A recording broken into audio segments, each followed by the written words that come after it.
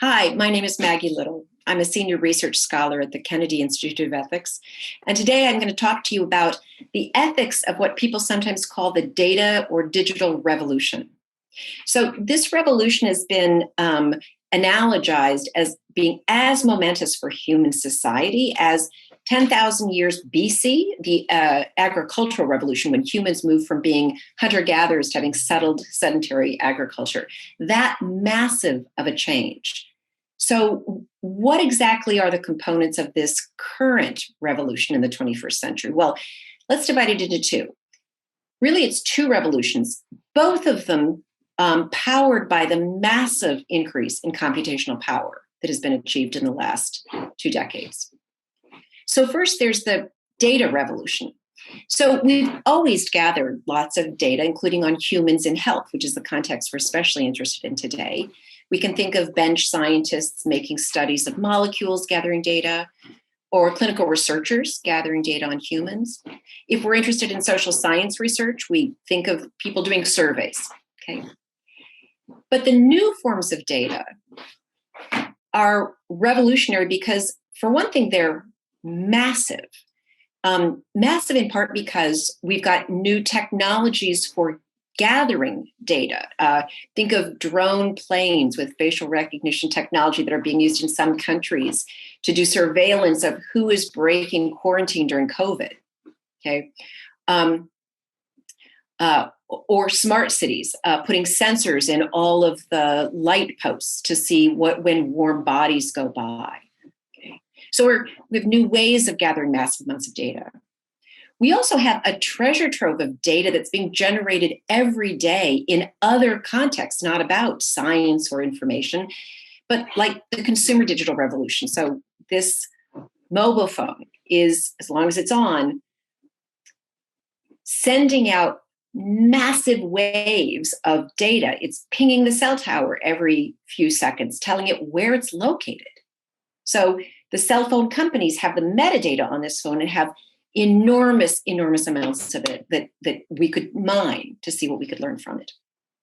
So that means that much of the data is also novel. It's sometimes called organic data. So we're finding out data by scraping people's Twitter posts and seeing when people get especially angry versus happy with an election result. And finally, the new data revolution has lots of pooled data. So we have different databases out there that are now being agglomerated and have made to talk with each other. For instance, health records cross-checked with people's social media posts. We're going to talk about all of that. Well, next, the revolution in question has to do with the revolution in the way we analyze data. What are the data analytics or data science methods we have? And here's where we get to talk about artificial intelligence and machine learning. So traditional ways of extracting information from raw or structured data was about using traditional statistics methods, which very, very complicated, very, very powerful, and might even be, often these days, is executed by a computer program. So using algorithms, which are just fixed sets of rules. But we now have new kinds of algorithms called machine learning algorithms that are basically a special type of algorithm. It's still a fixed set of rules, but that are able to find patterns hidden inside of data that humans would not be able to see or discover with traditional statistics. Or maybe they could do it with traditional statistics, but it would be too expensive to bother doing it. So machine learning gets trained on data, thinks it has found a way to isolate patterns, and you validate it. And from that, you can build an AI tool, which is something like a predictive analytic tool. It might not make the decision for you, but it could be a decision support. And those analytics allow us, in concert with the massive data, to find new things we couldn't see before. So, as with any revolution, enormous potential for good. We can now leverage enormous amounts of data, finding wisdom inside to help with public health. It's being used in COVID right now to generate hypotheses for directions or to track hotspots of the epidemic. It's also being used in personalized medicine. It's also being used to more accurately, in some cases, read medical imaging better than a human can do. So these are enormous potential for common good. But there's also enormous potential peril if the technology is not designed, deployed, and governed for its ethically responsible use. So how should we think about the ethical issues involved here? Well, let's take the two revolutions in turn. Let's start with data ethics. When you've got this new treasure trove of data, how do you think of the ethics of using it, of gathering it, keeping it? Even if you leave it on a shelf and you don't do any analytics on yet, just the issue about gathering it and holding on to it, what are those ethics? So the first issue in data ethics is a very familiar one. It's a question about privacy rights. And one way to put the issue, there are privacy rights having to do with sort of whose data is it anyway? And let's look at two different cases. So one I mentioned had to do with new surveillance methods like drones and smart city sensors. Here you might think there are important questions about whether it's even okay to gather data by passersby who can't opt out, right? You can't opt out of a drone going overhead. You can't opt out of the street lamp collecting information about you, except by staying in your house. Right? So no escaping if you don't stay in your house. Is it okay, if it's for good intentions, for massive amounts of information to be gathered about us? Or when do we talk about the limits of that? That's really about the ethics of surveillance. But there's also fascinating and deeply important questions about for data that is already gathered, and we'll assume in ethically acceptable ways, like the cell phone tower pings of my phone. My mobile network operator has those so that they know, for one thing, how to bill me, how much data am I pulling down and the like. But it's one thing for the mobile phone operator, network operator, to use the data for their own billing purposes, let's say, and another for them to sell it or lease it or give access to it to somebody who wants to probe it for different use. Who should give the permission for that? Is it the mobile network operator who gets to say, go ahead and mine that data? Or is it the people who own the phones? This is an unsettled question so far. But basically, the key ethical issue is you can't assume that because the data already exists, it's okay to use it for anything. And this is actually a familiar issue in medical ethics, the ethics of secondary data use. Now, when we start trying to figure out the contours of privacy rights, one of the really critical things we need to pay most attention to is issues about what are called informational risks. Let's take a look. So when the data collected or that's being proposed to be reused is data about sensitive information, we know that it has more informational risks attached to the data subjects, is the people that the data is about. People sometimes say data is just a number, but there's a person behind it when it's human data. If it's about health records, for instance, obviously sensitive information.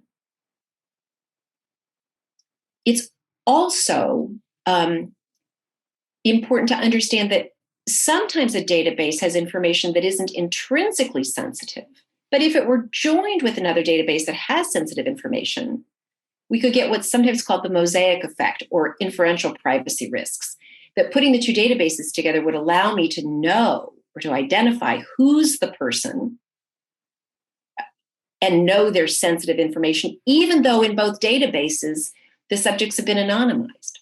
So this is the risk of de-anonymization. And the bigger the data and the more it's aggregated with other data sources, the bigger the risk of de-anonymization, where somebody could actually look in and with just a few inferences figure out, oh, it was you who was at that location in front of that clinic or at that protest in political contexts and the like.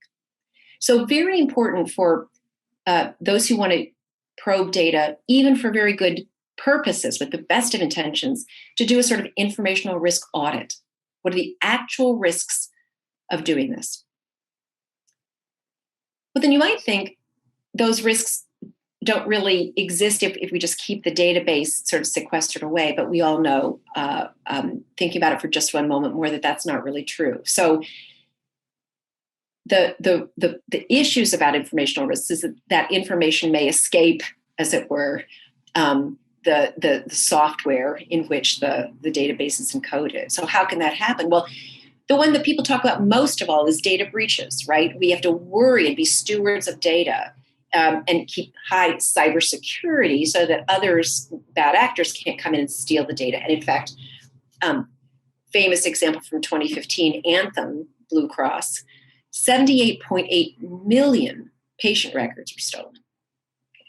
So risks of data breach are very real. But the worry isn't just about the potential for a breach of an outside actor coming in under cover of cyber night and stealing the data. There are actually very profound risks if we don't have good data governance policies ensconced in policy, that those who are meant to have access to the database might end up misusing it. So this is sometimes called mission creep. So imagine you're a government and you have a huge database that combines your population's health records, social media, phone metadata records, the whole 9 yards. Okay, that is enough information to be able to de-anonymize, to identify people in it and know all sorts of things about them. But imagine that your government says, that's okay, I only want to use it for COVID protection efforts. That's all I'm going to do. That's great. But there's a huge tendency, once we've pulled together data, sometimes they're called data oceans, it's so valuable to you, that means it's really valuable for other purposes. And it can be very easy to think, gosh, while we've got it, we could also use it for this good purpose and that good purpose. But you might not do as rigorous an analysis about those informational risks or whether it's really an appropriate use. And huge temptations toward commercializing the databases you have, especially in resource-poor countries. And then also think about regime change. So it's one thing for a current leader of a government to have that database, but they pass it down, right, to whoever is in control next. And depending on the government, political climate you live in, that could be really, really problematic. Okay, let's switch over now from data ethics to the ethics of doing those new analytics, the ethics of AI. So here there are a few things that it's very important to keep in mind when thinking about designing and deciding to deploy an AI tool in a given context. And for our purposes, let's just assume that we're just talking about decision support tools. We're not yet talking about the robot autonomously doing its own thing, okay, or someday becoming conscious. We're just talking about right now the kinds of tools that are out there, things like predictive analytic tools that say, we trained machine learning algorithms on some super cool rich data that we couldn't make heads or tails out of. It found ways to sort, for instance, like they did this with pictures of cats and pictures of dogs, right? Machine learning algorithms figured out which parameters in the pixels, after they gave them millions of images, could decide which is a dog or a cat. And now they're pretty good at seeing a novel, a new photo, and saying that's a dog or that's a cat. Okay. So you train it up. You say, my machine learning algorithm is giving me a really good result. Then I verify it on new data to see if it still holds true. And then I say, now I've got a predictive analytic tool. Let's go ahead and use it. But all of that is a far cry from real world accuracy. Let me give an example.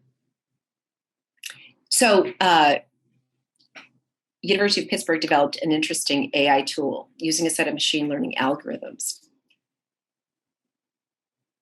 They wanted to figure out a more accurate way of predicting when a pneumonia patient could safely be discharged rather than stay inpatient. Doctors use their best judgment, but can we do even better than that if we can see patterns in massive amounts of data and train an AI tool on it? Well, they developed an AI tool. It was trained on 750,000 patients from 78 hospitals who had pneumonia.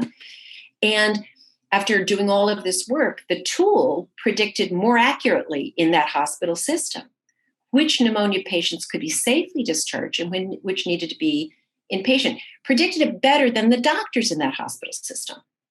Fantastic. One hitch. When they looked at the results, they found that the AI tool was one of its glitches, it turned out, was saying patients that had pneumonia together with asthma are safer to discharge than patients with pneumonia alone.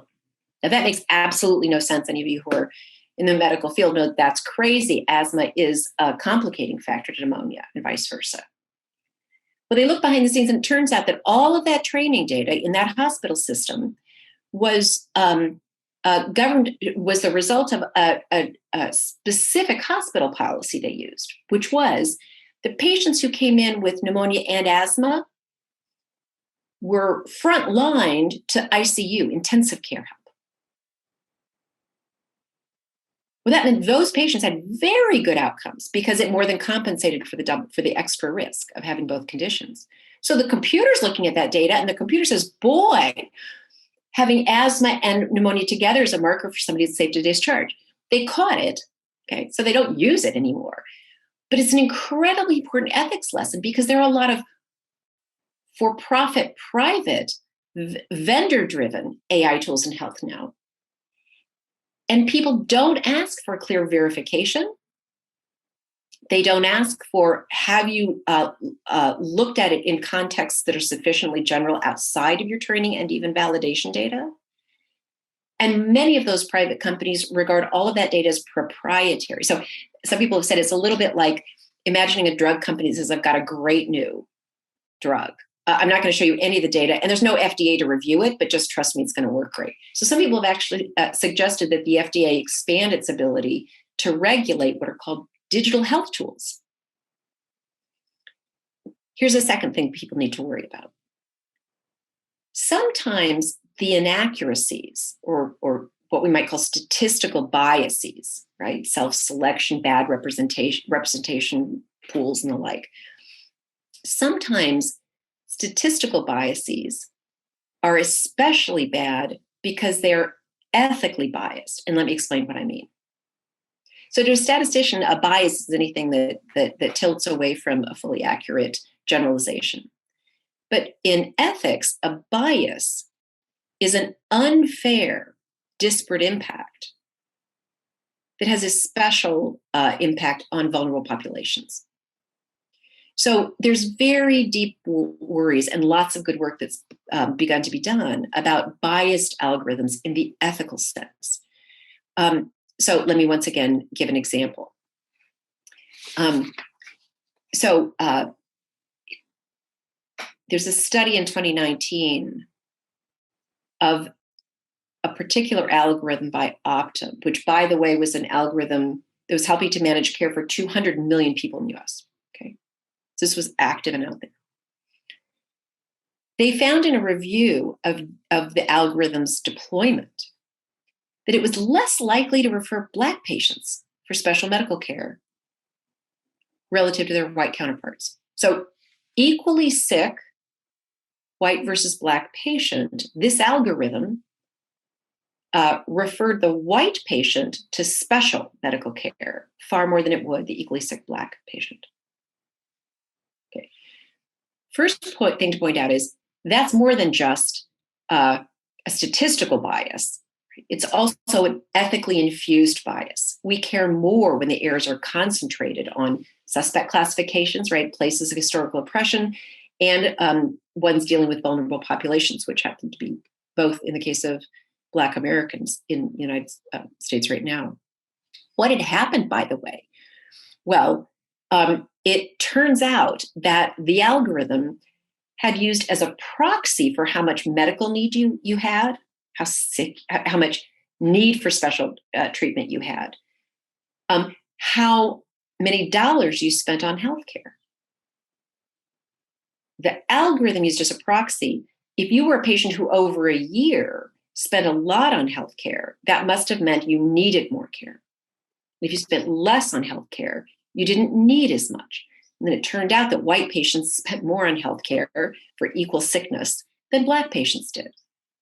But of course, we know the reason for that was not because the Black patients actually needed less care. It's that they had less access to medical care, so couldn't afford it to begin with in the aggregate. And in some communities, less trust of medical care and social reticence. So I've got a quote here from Raghavan and Barakas in a great report from Brookings Institute, reminding us that algorithms by their nature don't question the human decisions underlying a data set. Instead, they faithfully attempt to reproduce past decisions, which can lead them to reflect the very sort of human biases they're intended to replace. So if your data set contains unwitting but definite bias inside of it, it's going to replicate it and hide it under the cloak of objectivity. Also, with the ethics of AI, we need to remember it's not just worries about accuracy and including inaccuracy that leads to bias. So imagine for a minute, magic wand, we're talking about predictive analytic tools, decision support AI, that's fabulously accurate in predictions, better than humans, and we've tested it, and not only do they have high accuracy, but the accuracy is distributed well across subpopulations, right? There are two other things that we need to keep in mind when thinking about deploying AI. The first one is, just like we saw with data and gathering and maintaining a rich and tempting database, once you've got a predictive analytic tool, like a dashboard, let's say, it's subject to misuse. Right? Again, mission creep. Let's use it for something else. Temptations of commercialization, regime change. To give an example, if you have a predictive analytic that talks about the risk, for instance, of getting COVID or the risk of acquiring HIV, even if that's very accurate, in fact, especially if it's very accurate, you might worry about who's going to be able to use that tool to make that assessment. So, for instance, there are AI tools under development now to do facial pattern recognition for mood, including to screen people for mental health issues. Now, currently not accurate enough to be deployed, certainly the healthcare industry, but they are being deployed in employment, recruiting, and screening. So there are commercial tools being sold now that say, we've got an AI tool, you've got too many people to interview for the slots you have, and you want to get the best ones, and we'll do an analysis of their facial patterns and tell you who's likely to be a good coworker or to be expensive to hire because of mental health issues. One worry would be that they're going to be inaccurate in certain biased ways, but another worry is if they're accurate, that's sensitive health information that it's not the employer's business to know. And finally, but very importantly, no discussion of AI is complete without talking about the risk of mistrust. So people in public health know and remind us all the time that public trust is hard won and easily lost, and that without public trust, you don't have anything.